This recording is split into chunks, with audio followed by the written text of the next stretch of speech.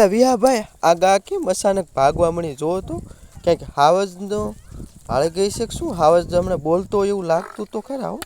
તેમાં જ બધી આ ભાગવા મળી લાગે. ગાય ભેંસ જો બીવી ગઈ લાગે છે આમ જો. આહા હા એ હમણાં તો પેલા ગા પાછળ સરતી હતી તો ત્યાંથી ને આ બાજુ કેમ દોડીને વી આવી કાયમ કા લગભગ ત્યાં કાંઈક અવાજ આવ્યો એવું લાગ્યું. જો બધી ગાયો રોડે સડી ગઈ આમ જો. નકર કોઈ દિવસ આવી રીતે ભાગતી નથી આમ જો. હા હા બધી ગાયો એક સાથે ભાગવા જ મળી આમ જો બીવી ગયેલી છે. પાછળ કાંઈક હોય એવું લાગે છે મને. આ ગાળામાં લાગે છે જો. આ ગાળામાં જોઈજો તમે. આ ગાળામાંથી જ ગાયું ભાગી છે. હું નતો કહેતો જો નીકળ્યો કે નહીં આ દીપડો આમ જો કેવું ઓલું ગાનું નાનું વાસળું લઈને માજો ખાય છે. સમજો સાના માના એક કોઈ જો સાના માના હંતાને ઉતારવાનું છે આપણે. ભાઈ આપણને ભાળાઈ ગયો જો ભાળાઈ ગયો ને તો હતરાય નહીં રહેવાની ભાગવાની. આ કાગડો જો પડખે ભૂખ્યો થયો લાગે. સમજો માજો ખાય છે ને. અરે તને વારે હા હા હા હા અમારી ગાનું નાનું વાસળું લઈને વયો ગયો. અરે રે મારા બાપ આમ જો ખાવા મળ્યો આમ જો ભૂખ્યો થયેલો હશે આ તો લગભગ મહિનેથી ભૂખ્યો હોય છે. ભાગો ભાગો હવે હાલો ઘર ભેગા થાવ નકર આપણને વારો સડાઈ દેશે ક્યાંક આવી રીતે. આ ગાનું વાસળું કેવું લઈને ભાગીને ખાવા મળ્યો. આ ગાનું જો આ તોળી ગા હાલી આવે ને એનું જ વાસળું હતું નાનું. એનું જ ઉપાડી ગયો માયો. હા હા હા હવે તો ઘીરે ભાગી જવું છે. હાલો આજે ઘીરે વ્યૂ જવાય નકામાં ક્યાંક આપણને ઉપાડીને ખાઈ જાય એવો છે દીપડો.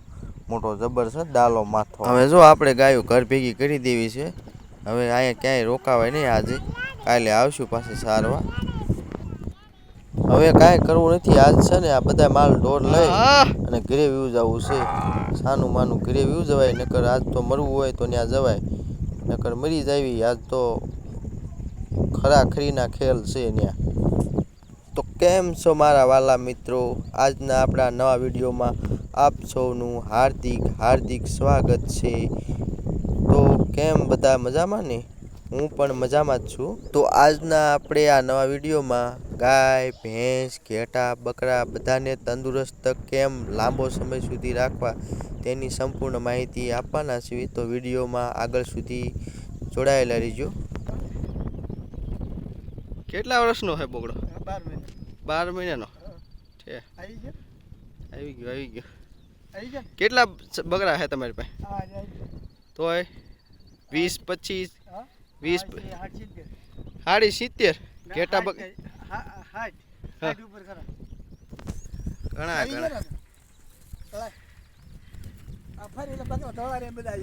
બધા લઈ લો. આજે આપણે જે માહિતી દેવાના છીએ તે તમામ પશુપાલક મિત્રોને ઉપયોગમાં આવે તેવી સંપૂર્ણ માહિતી દેવાના છીએ. તો તમામ પ્રકારની માહિતી સાંભળવા માટે વિડીયોને આગળ સુધી જોતા રહેજો જેથી કરીને તમને તમામ પ્રકારની માહિતી આ વિડીયોમાં મળશે. શું જગા ભાઈ મજામાં? તો બસ લ્યો. કેટલા બકરા છે તમારી પાસે? 60 70? હા હા હા. બકરા કેટલું દૂધ કરે જગા ભાઈ? બકરા લીટર દૂધ કરે? હા હા. ડેરીમાં ભરતા હશો ને? ઠીક. ડેરીમાં શું ભાવ આવે અત્યારે ફેંટનો? 40 રૂપિયા. કોઈ વાંધો નહીં. બકરા માંદા પડતા હશે ને અત્યારે ચોમાસામાં? બીમાર પડે? ન પડે. બરોબર. તમે કેટલા વર્ષથી બકરા રાખો છો? 50 વર્ષ બકરા રાખો? તો જૂનો તમારો ધંધો કહેવાય.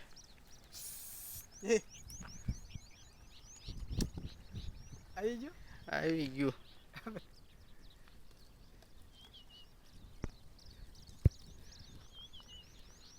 બકરા નામ શું શું ખવારો? ગોરડ ને બોરડ ને બીજો હા શું ખવારો? ગોરડ ને વિકળો ને બોરડ. બરોબર. સાર. અને આપણે ખાણ બાણ કઈ દેવાનું? રાજદાન દેવાનું. રાજદાન દેવાનું. Okay okay. આ બધી બકરીઓ તમારી જ છે કે તમારા કોઈ ભાઈના છે કે કોના છે? તમારે એકના જ છે? ઘેટા બકરા બધા? બહુ સરસ લ્યો. મહિને દૂધની આવક કેટલી થાય કે જગા ભાઈ? દૂધની આવક કેટલી થાય મહિને? દૂધની ને હવે ગામમાં કેમ ફરતા હોય એને તો જાવીને ગુજરાતમાં ને હા. નેઠો ન રહે. હા. તો આ મહિને કેટલાક ની આવી જાય? આવી જાય 10,000. 10,000 ઘણા લ્યો. સરસ આવી મજાની ગયું? માહિતી આપી. હા, જગાભાઈએ સરસ મજાની માહિતી આપણને આપી છે. બધા પશુપાલક મિત્રોને, અમુકને કોઈને બકરા ઘેટા પાળવાનો શોખ હોય તો આપણે આ જગાભાઈ પાસેથી થોડીક માહિતી લઈશું. જગાભાઈ, સવારમાં જગાભાઈ કેટલા વાગે સારો આવી આવો? સવારે 8 વાગે. 8 વાગે હાજર થઈ જાઓ? હા 8 વાગે હા, હાજર. બરોબર. સારું, હાલો જગાભાઈ. દ્વારકાધીશ, જય દ્વારકાધીશ. આવી ગયો. તો મિત્રો, આપણે જે માહિતીની વાત કરતા કે તમામ પશુપાલકને ગાય રાખતા હોય, અમુક ભેંસું રાખતા હોય, અમુક ઘેટાં રાખતા હોય, અમુક બકરા રાખતા હોય, અમુક ઘોડા રાખતા હોય, તો વગેરે વગેરે બધા પશુ રાખતા હોય તો તેને બીમારી તો આવતી જ હોય છે. તો આ બીમારી પશુને ન આવે અને તે સંપૂર્ણ તંદુરસ્ત રહે, તેનું શરીર આવા વાતાવરણમાં પણ આમ તંદુરસ્ત રહે, તો હરીફરી કે ગાય છે, ભેંસ છે, ઘેટાં છે, બકરા છે, તે શરીર કે એવી રીતે તંદુરસ્ત રહે, તો આપણને જે પશુપાલક મિત્રો હોય છે તેમનું પશુ જો તંદુરસ્ત હોય તો તે આપણને દૂધ આપી શકે. જો તંદુરસ્ત જ ન હોય તો આપણને દૂધ આપતું નથી. જેથી કરીને તેને તંદુરસ્ત રાખવા માટે અત્યારે હાલ સિઝન ચોમાસાની છે, એટલે આવા વાતાવરણમાં પશુ વધારે પડતું બીમાર પડતું હોય છે. તો તેને કેવી રીતે તંદુરસ્ત રાખવું, તો તેની આપણે થોડીક માહિતી દઈશું.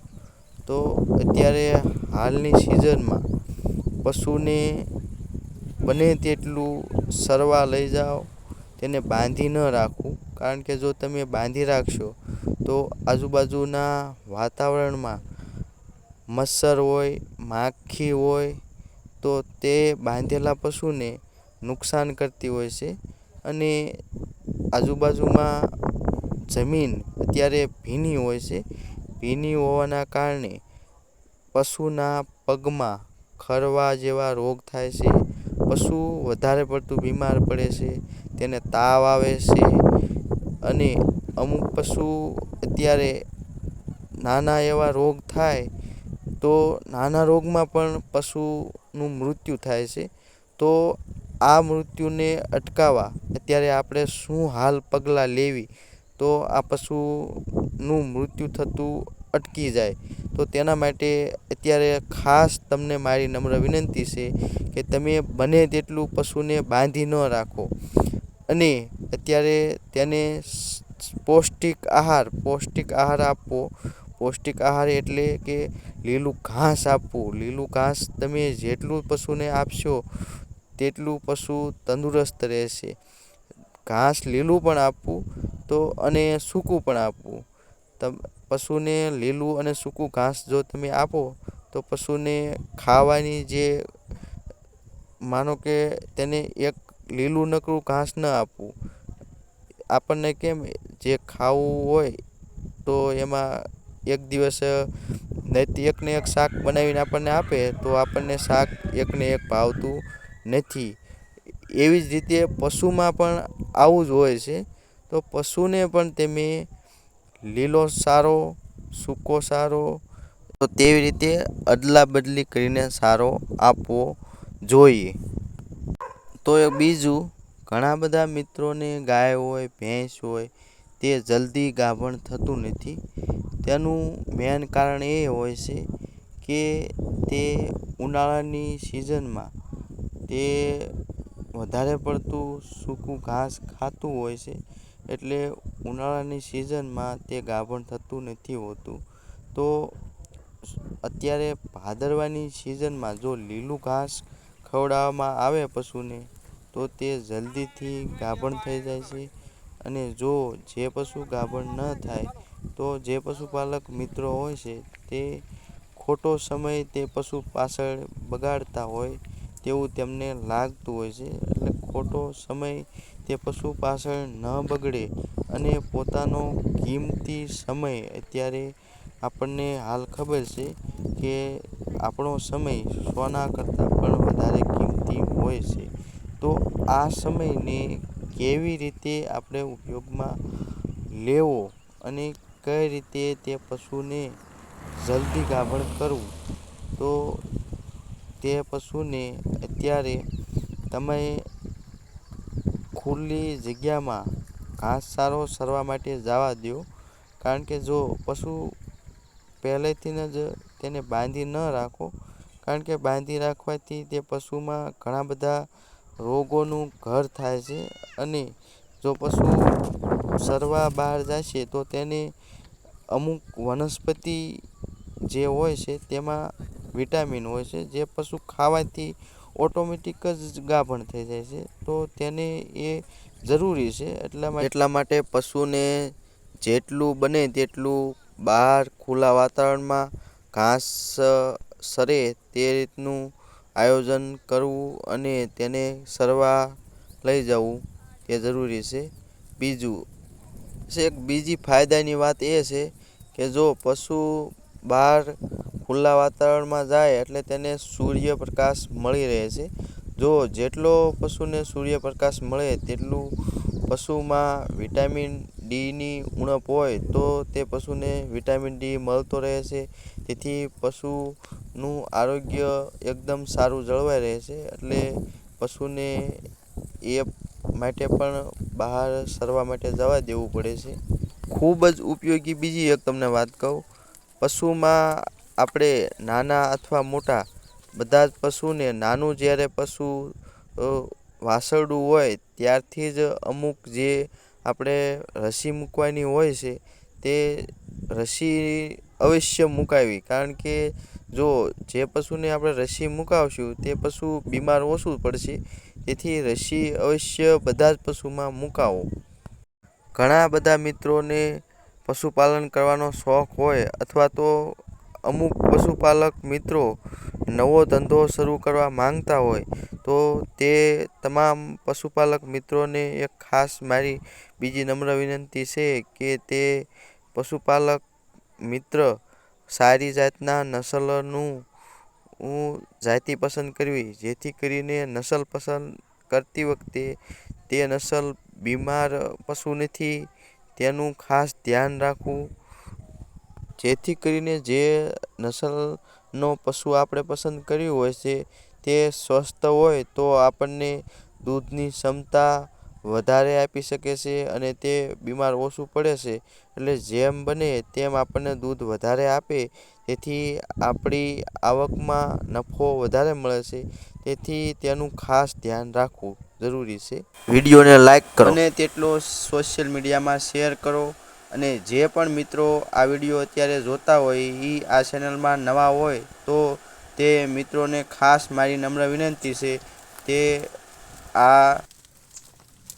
આ મારી યુટ્યુબ ચેનલ ભૂપતભાઈના ટહુકા ચેનલને સબસ્ક્રાઈબ કરો, જેથી કરીને તમને આવી ઉપયોગી અવનવી માહિતી મળતી રહે. તો મિત્રો હવે આ વિડીયોમાં આપણે વિદાય લઈશું અને હવે આપણે નવા વિડીયોમાં મળશું. ત્યાં તમારા તબિયત પાણીની ધ્યાન રાખજો.